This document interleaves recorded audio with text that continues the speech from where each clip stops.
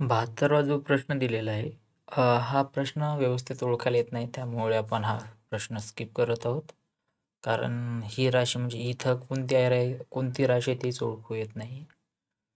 त्यानंतरचा 73वा जो प्रश्न आहे, की 18 मजुरांना एक काम करण्यास 15 दिवस लागतात, तर तेच काम करण्यास 6 मजूर किती दिवस पूर्ण करतील? बघा, काम बदललेलं नाही, काम तेच आहे.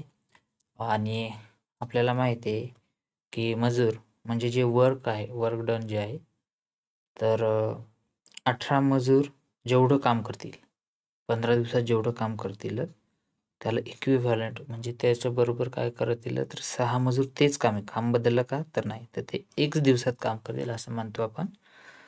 तर यामध्ये 6×3=18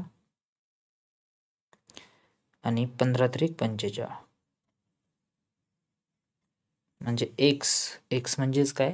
तर इथे एक्स किती किती दिवसात पूर्ण करतील? तर ते एकूण 45 डेजमध्ये काम काय करतील? पूर्ण करतील. याच्यासाठी आपल्याकडे पर्याय आहे चौथा. नंतरचा प्रश्न आहे 74वा. तर यामध्ये काय सांगितले आपल्याला बघा, 2x - 3 चा घन, 2x - 3 कंसाचा घन अधिक 125. आता लक्षात घ्या, या बहुपदीचे अवयव पुढीलपैकी कोणते ते आपल्याला ओळखायचे.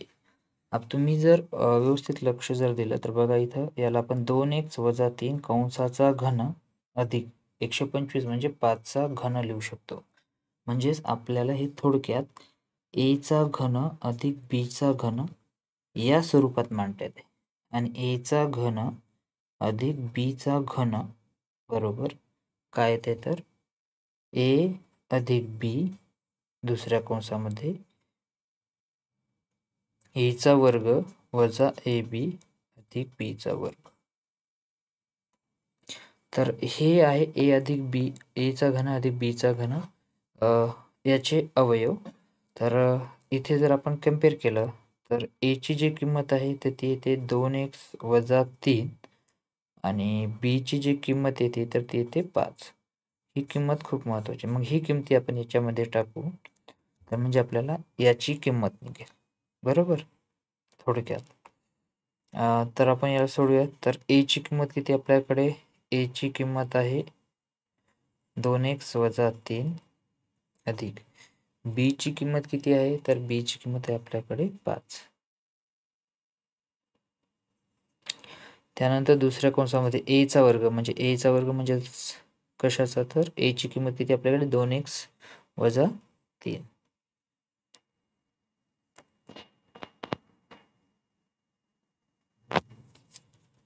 2x - 3 कंसाचा वर्ग वजा a ची किंमत तर 2x - 3, b ची किंमत किती आहे तर 5 अधिक b चा वर्ग म्हणजेच काय, तर 5 चा वर्ग कंस पूर्ण. आता एवढं सोडवल्यानंतर आपण याला पुन्हा, तर 2 याला कंसाच्या बाहेर काढतील आपल्याला, तर 2x - 3 अधिक 5 म्हणजे -3 मधून 5 गेले. थोडक्यात 2x - 3 अधिक 5 आणि याला जर आपण सोडवलं तर 5 मधून -3 गेले म्हणजे इथं राहिले तर अधिकचे 2. बरोबर. नंतर इकडे बघा 2x - 3. आता याला आपण इथे सोडूयात. 2x - 3 कंसाचा जर आपण वर्ग केला तर काय येते ते बघू आपण. तर याला आपल्याला सोडवताना 2x कंसाचा वर्ग वजा 2 गुणिले 2x गुणिले 3 अधिक 3 चा वर्ग म्हणजे 2 चा वर्ग 4, 1 चा वर्ग, बेदोनी 4 आणि 4 त्रिक 12 वजा 12x अधिक 3 त्रिक 9.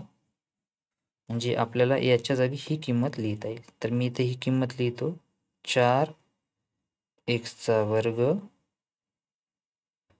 वजा 12x अधिकचे 9 कंस पूर्ण. आता ही किंमत इथे लिहून झाल्यानंतर इरेज करतो मी. आता पहा इथे काय करता येईल आपल्याला, तर हे वजा वजा काय होतील अधिक, म्हणजे 5ने याला गुणलं तर 5 दोन्ही वजा 10x आणि वजा वजा अधिक होतील आणि 5 त्रिक अधिकचे 15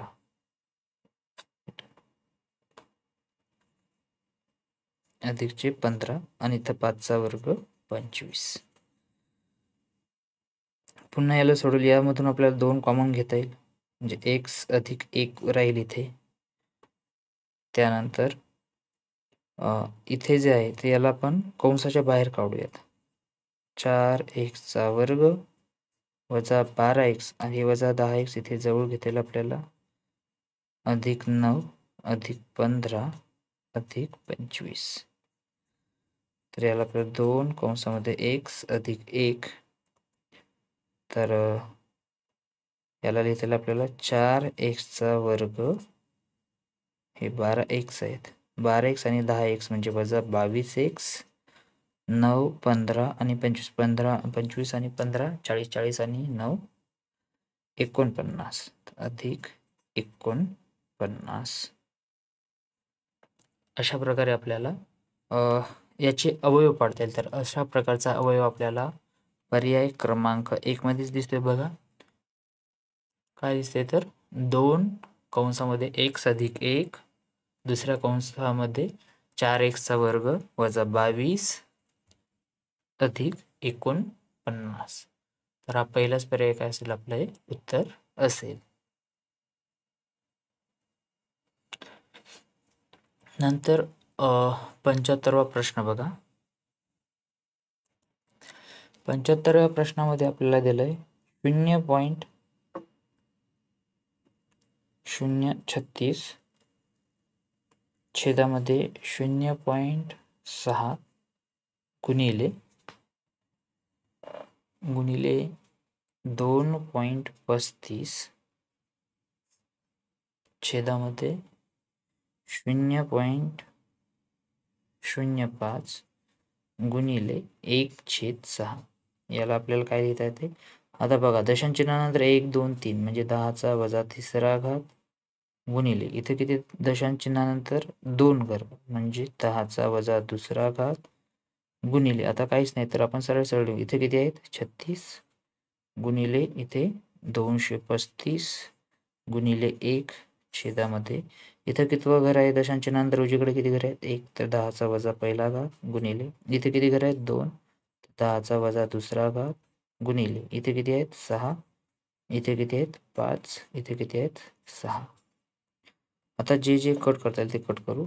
10चा वजा 2रा घात, 10चा वजा 2रा घात, 6 1 6 6 6 36, पुन्हा 6 1 6 6 1 6,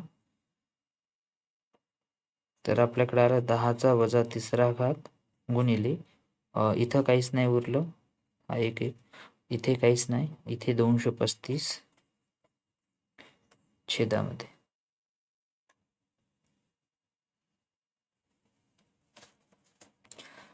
इथं 10चा वजा पहिला घात गुणिले इकडे काय उरलं तर 5. आता येथीलचा हा जर वर गेला तर अधिक 1 होतो बरोबर, आणि अधिक झालं की वजा 3 मधून 1 गेला म्हणजे काय राहिलं तर 10चा वजा 2रा घात राहतो गुणिले.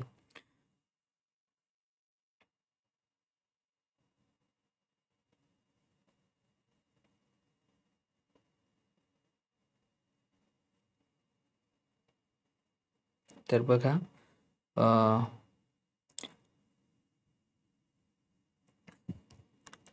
5 चूक 20 आणि 5 7 35, तर 47चा भाग बसतो आणि इथं 10चा वजा 2रा म्हणजे 0.47 हे काय असायला पाहिजे आपलं उत्तर असायला पाहिजे 0.47, आणि हे पर्याय क्रमांक 3 मध्ये दिलेलं आहे 0.47. आता बघा सुरुवातीचे जे आपले काही गणित 2 गणित ते गणित आपण इथे बघणार आहोत. तर त्यामध्ये पहिलं गणित आपल्याला असं विचारलेलं आहे की एका चौरसाच्या कर्णाची लांबी 13 सेंटीमीटर असल्या त्याच्या बाजूची लांबी किती असेल. बघा चौरस घेतला आपण अशा प्रकारचा चौरस असतो. चौरसाच्या सर्व बाजू सारख्या असतात. त्यानंतर कर्ण काढला आपण आणि चौरसाच्या कर्णाची जी लांबी आहे ती आहे आपल्याकडे 13 सेंटीमीटर दिलेली आहे. 13 सेंटीमीटर दिलेली असल्यानंतर आपल्याला बाजू काढायची, बरोबर. तर इथे काय करता येईल आपल्याला, कोणती एक बाजू घेतली म्हणजे इथं पायथागोरसचा प्रमेय वापरता येतो. कर्ण जो आहे तो 13 आहे. इथं बाजू ए अधिक ही बाजू, या बाजूचा पण काय होईल वर्ग. मग 13चा वर्ग किती होतो, तर 13चा वर्ग होतो आपल्याकडे 169. इथे ए चा वर्ग अधिक ए चा वर्ग. त्यानंतर आपल्याला काय करता येते, ए वर्ग अधिक ए वर्ग म्हणजे 2a वर्ग. इकडे लिहितो मी 2a चा वर्ग बरोबर 169. मग ए चा वर्ग बरोबर काय येईल, तर ए चा वर्ग बरोबर 169/2 येईल. मग ए बरोबर काय येईल, तर ए बरोबर हा वर्ग आहे तर इकडे काय होईल, वर्गमुळात 169/2.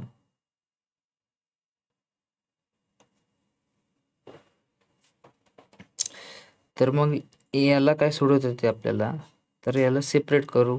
वर्गमुळात 169/2. आता याचा वर्गमूळ जे आहे तर ते किती येते, 13 येते. आणि खाली काय राहील, तर वर्गमुळात 2.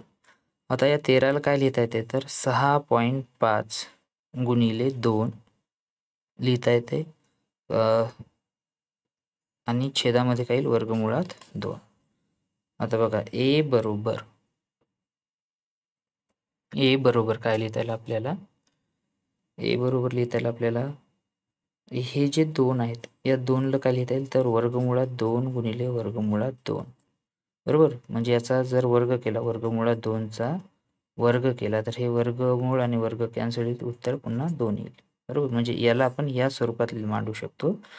तर 6.5 गुणिले वर्गमुळात 2 गुणिले वर्गमुळात 2 छेदामध्ये वर्गमुळात 2. तर हे वर्गमुळात 2 कॅन्सल होतील. तर ए ची जी किंमत आहे, ए ची किंमत येईल आपल्याकडे 6.5 वर्गमुळात 2 सेमी. तर अशा प्रकारे जे तुम्हाला चौरस दिला आहे आणि चौरसाची बाजूची लांबी किती असेल विचारले, तर ती बाजूची लांबी किती येईल, 6.5 वर्गमुळात 2 सेमी येईल असं आपल्याला इथे म्हणता येईल. 27 नंबरचा इथे प्रश्न दिला की 4560 गुणिले, म्हणजे याचे किती काढे, 2.7% तर मी त्याला गणितीय रूपात मांडले की 4560 गुणिले 2.7/100. आता याला 4560 गुणिले 27 गुणिले 10चा वजा पहिला घात भागिले 10चा दुसरा घात असं लिहिता येते. आता 27 गुणिले 4560 गुणिले जर 27 केलं तर याचा जो गुणाकार येतो तो आपल्याकडे येतो 12,312. 12,312 आणि हे 0 म्हणजे 456 गुणिले 27 केलं तर इथं गुणिले 10चा वजा 1 आणि 10 वरती आल्यानंतर काय होतील, 10चा वजा दुसरा घात. मग आता आपल्याला जी पर्याय दिलेले आहेत या पर्यायापैकी पाहू काय उत्तर येते. आता इथं वजा 1 दिलं म्हणजे 12,312 गुणिले 10चा वजा दुसरा घात लिहिता येते किंवा 123.12 एकतर हे किंवा हे. तर आपल्याला पर्याय क्रमांक 1 मध्ये दिसते 12,312 गुणिले 10चा वजा दुसरा घात आणि पर्याय क्रमांक 2 मध्ये दिसते आपल्याला की 123.12. तर पहिला पर्याय आणि दुसरा पर्याय काय असेल, योग्य असेल. तर अशा प्रकारे हा जो पेपर आहे 2017चा शिष्यवृत्तीचा गणित सेक्शनचे जे 50 प्रश्न असतात तर ते पूर्ण आपण इथे सोडवलेले आहेत. यानंतरचा जो 2018चा पेपर आहे शिष्यवृत्तीचा इयत्ता 8वी साठी तो आपण नेक्स्ट व्हिडिओ लेक्चरमध्ये बघणार आहोत. तोपर्यंत नमस्कार.